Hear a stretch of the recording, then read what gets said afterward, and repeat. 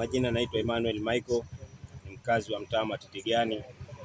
Mheshimiwa mwandishi wa habari, labda ajua hili swala mimi naweza kulisemea kwa mistake ile, tuvuta maneno mengi, niongee tu kiufupi zaidi kwa jinsi ninavyolifahamu ama jinsi ninavyofahamu. Kwanza mimi toka nimezaliwa kwenye mtaa huu hapa, nimekulia mtaa huu hapa. Toka nikiwa mdogo mamangu ananichemshia karanga, miogo na kuja nauza barabarani, kuna brother zangu wanafanya biashara hapa. Wanafanya biashara ukata majani, wanapakia mchanga. Kwa hiyo sisi tushazoea nikijiwe toka angali tunazaliwa, sisi tunaona watu wanafanya harakati za kutafuta maisha katika eneo hili hapa. Ila nimeshtushwa sana kuona na stop order iliyokuja ya kutoka kwa ofisi ya mtendaji wa mtaa kwamba haturuhusiwi kuwepo hapa, tumpishe mtu aendelee kufanya shughuli zake.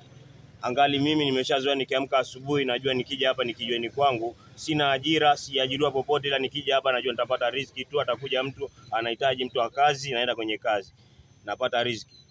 Sasa leo hii kama kijana ndani ya mtaa huu hapa, mimi najivunia kipi kama leo hii sehemu nayopatia riziki na watu niondoke niame? Mheshimiwa, kweli mimi nashangaa. Hii miti inasema kwamba eti amepanda huyu mheshimiwa. Miti mimi nimepanda kwa mkono wangu mwenyewe kutoka kwa mtendaji Noeli. Alinipa miti nikaja nikaotesha hapa.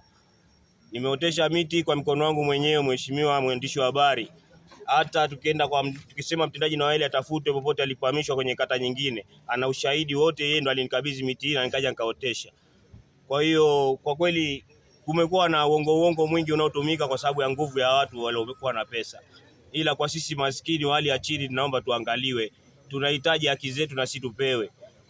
Waheshimiwa waandishi wa habari na waomba, na Mheshimiwa Rais pia aliangalie ikishindikana kwa waziri, kwa kuwa hatutokubali siku ipoteza haki hii. Angali mimi kwenye ufahamu wangu wa ubongo najua hapa ndipo sehemu ninapopatia riziki.